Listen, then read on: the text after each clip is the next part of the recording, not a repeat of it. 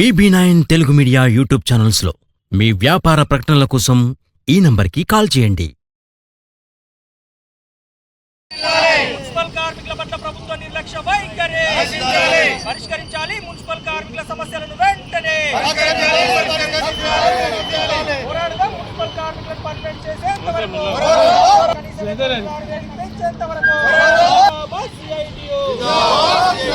Municipal కార్మికుల పట్ల ప్రభుత్వ నిర్లక్ష్య వైఖరి మున్సిపల్ కార్మికుల పట్ల ప్రభుత్వ నిర్లక్ష్య వైఖరి మున్సిపల్ కార్మికులపై ప్రభుత్వ నిర్లక్ష్య వైఖరి పోరాడదాం. మున్సిపల్ కార్మికుల సమస్య జిందాబాద్ సిఐటియు. స్థానిక సమస్యలను వెంటనే పరిష్కరించాలి. మున్సిపల్ కార్మికులకు రావాల్సిన PRC మున్సిపల్ కార్మికుల సమస్యలు పరిష్కరించేంత వరకు పోరాడదాం.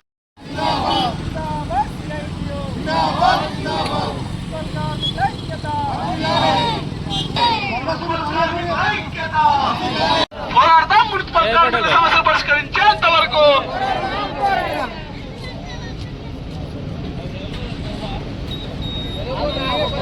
Telangana municipal workers and employee union CIT అనుబంధం రాష్ట్ర కమిటీ ఆధ్వర్యంలో ఈరోజు తెలంగాణలోని అన్ని జిల్లా కలెక్టరేట్ల ముందు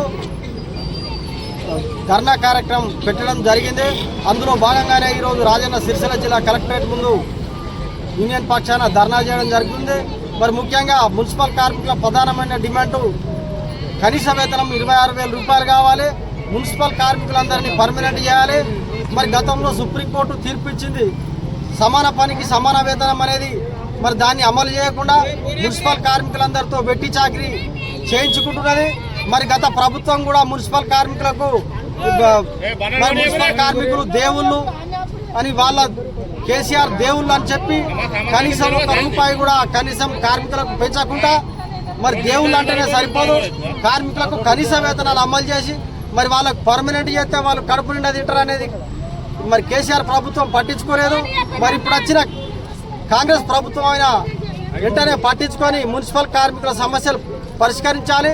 లేని ఎడల అక్టోబర్ 8 తారీఖు నాడు హైదరాబాద్లోని CDMA కార్యాలయం ముందు పెద్ద ఎత్తున ధర్నా ఉంటుందని ఈ సందర్భంగా తెలియజేస్తున్నాం. పట్టణాలను పచ్చదనం పరిశుభ్రంగా ఉంచడం కోసం అహర్నిశలు కష్టపడి పనిచేస్తూ సేవలందిస్తున్నటువంటి మున్సిపల్ కార్మికుల పట్ల ప్రభుత్వం అధికారుల నిర్లక్ష్య వైఖరిని నిరసిస్తూ మున్సిపల్ కార్మికులను పర్మనెంట్ చేయాలని, కనీస వేతనం 26,000 రూపాయలు అందించాలని, అదేవిధంగా మున్సిపల్ కార్మికులకు ప్రమాద బీమా సౌకర్యం, ఆరోగ్య బీమా సౌకర్యం అందించి స్థానికంగా ఉన్నటువంటి మున్సిపల్ కార్మికులకు PRC, PF, ESI సమస్యలను పరిష్కరించాలని తదితర డిమాండ్ల మీద ఈరోజు Telangana municipal workers and employees union CITU రాష్ట్ర కమిటీ పిలుపులో భాగంగా సిరిసిల్ల వేములవాడ మున్సిపల్ కార్మికులందరితో CITU ఆధ్వర్యంలో జిల్లా కలెక్టరేట్ ముందు ధర్నా కార్యక్రమం నిర్వహించడం జరుగుతూ ఉంది.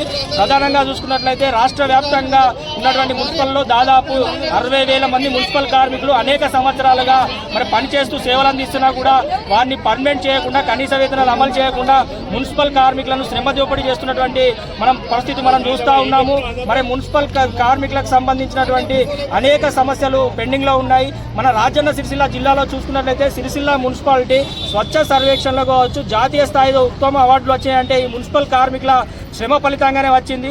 అదేవిధంగా వేములవాడ మున్సిపల్లో చూసుకున్నట్లయితే మన దక్షిణ కాశీగా ప్రసిద్ధి పొందిన దేవస్థానంలో నిత్యం వేలాది మంది భక్తులు అక్కడికి వచ్చి మరి అక్కడ ఉన్నటువంటి పరిసరాలను శుభ్రం చేయడంలో అహర్నిశలు అక్కడ కార్మికులు పనిచేస్తూ ఉన్నా కూడా ఈ మున్సిపల్ కార్మికుల చేత పనిచేయించుకున్నటువంటి అధికారులు, ప్రభుత్వాలు వారి సమస్యల పట్ల నిర్లక్ష్యంగా వహిస్తున్నటువంటి పరిస్థితి ఉంది. కాబట్టి ఈ సందర్భంగా మేము డిమాండ్ చేస్తూ ఉన్నాము, వెంటనే మున్సిపల్ కార్మికులకు సంబంధించినటువంటి స్థానిక సమస్యలు ఏవైతే ఉన్నాయో వాటిపైన ఇక్కడ స్థానికంగా ఉన్నటువంటి వేములవాడ నియోజకవర్గ ఎమ్మెల్యే, ప్రభుత్వ విప్ గారు, కలెక్టర్ గారితో, మున్సిపల్ కమిషనర్ గారితో సమీక్షా సమావేశం ఏర్పాటు చేసి స్థానికంగా ఉన్నటువంటి PRC బకాయిలు కావచ్చు, PF, ESI ఇతర పనిముట్లకు సంబంధించినటువంటి సమస్యల మీద చర్చించి వెంటనే ఆ సమస్యలు పరిష్కరించాలి.